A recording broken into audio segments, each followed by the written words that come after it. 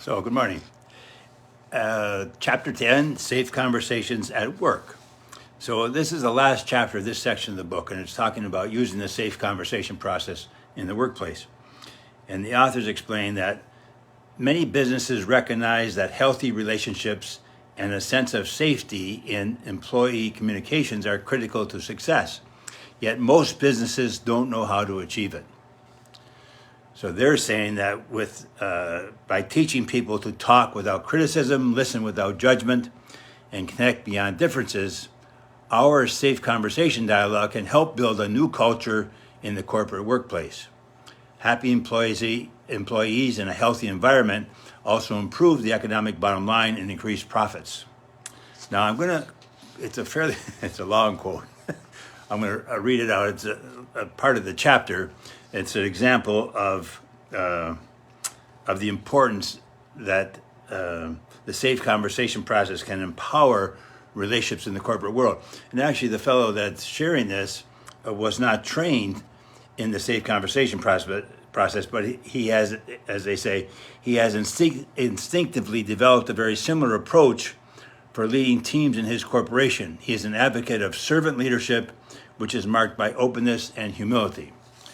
So I'm sorry about this, but if you'll bear with me, it is a fairly long quote, but I think it gives a good sense of the difference in what could happen in the corporate, in the workplace.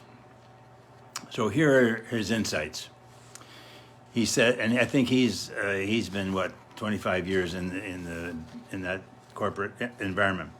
Throughout my career, I have learned a great deal about leadership in a corporate environment by observing both good and bad examples. On the negative side, I have experienced situations where I did not feel comfortable sharing my thoughts and opinions because of the environment set by the leadership. I specifically recall being requested by a senior leader to participate in a governing body alongside many people I had relationships for years. We were provided the intent and goal of the group and told to make it happen. There was no input, no feedback, no defined strategy. We were just supposed to make it happen. The result? It resulted in a toxic and tense environment in which certain dominators controlled the discussions and interactions. They made the decisions, and there was very little collaborative discussion. The leadership of this group enabled this dictatorship. This group included some very bright and experienced individuals, but because it lacked inclusiveness, their efforts were a waste of time and money. He goes on, I had witnessed other team members being berated by the dominators, who were in fact their peers, simply for asking questions or making suggestions within the group. Meetings became flogging sessions for those whose ideas differed from the dominators. There was no psychological safety. The intent and goals of this group were not met. It was disbanded due to overwhelmingly negative feedback about the lack of inclusiveness. So a good example where certain people dominate, don't allow others to share, and that's supported by the leadership. And he goes on the positive side, my experience with dominators on teams has informed my own leadership methods. My first course of action when leading any team is to establish one-on-one relationships with each team member so that I get to know them. We share our personal backgrounds and interests as well as our goals and bucket lists.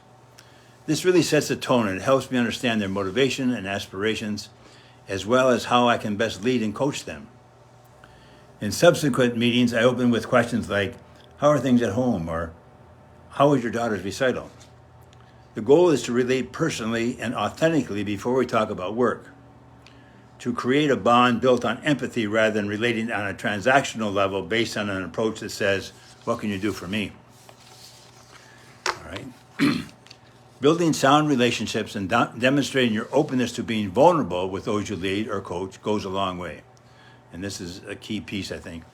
We are all human. We all have faults and make mistakes. Through my leadership journey, I have learned that it humanizes my relationship with my team members if I am open and willing to be vulnerable, sharing my own faults, mistakes, and what I've learned from them. I have had the opportunity to build or rebuild teams, some of which were underperforming because of these dominating individuals shutting others out. Developing an atmosphere of inclusiveness in which all team members are instilled with a sense of belonging and feel valued is a challenge all leaders face in the corporate world. And it is becoming even more challenging in remote work environments where we get very little actual FaceTime interactions among team members and those we lead. Like during COVID, a lot of it was on Zoom and stuff like that. So I have found relationship building only happens if leadership enables it by supporting and practicing inclusion and diversity. This requires leaders to be active, unbiased, and intentional listeners with each person on their teams. Leaders must do more than just hear.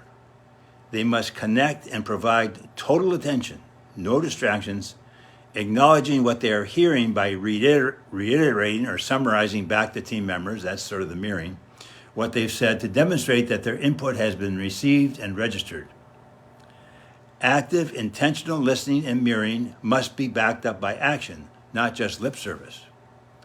Leaders must provide support to their team members by responding to their input with behaviors.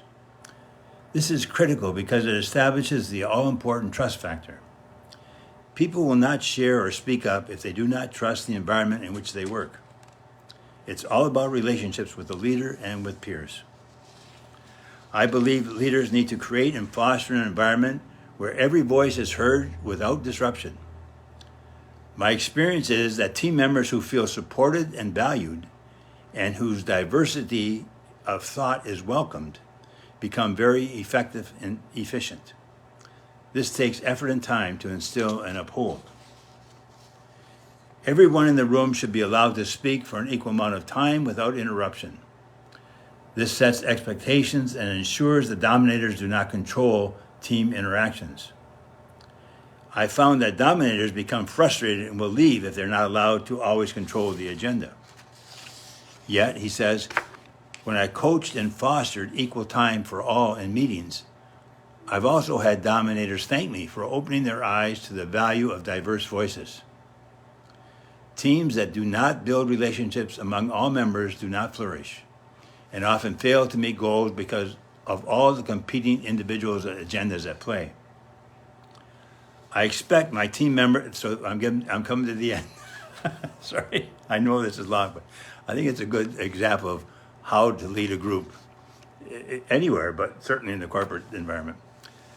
I expect my team members to take risks, innovate, make mistakes, learn from them, and get better. At the same time, I want them to feel safe enough to share their mistakes and failures and what they have learned with me and even with the team. The team environment should allow this psychological safety of sharing thoughts, ideas, and even failures among all team members.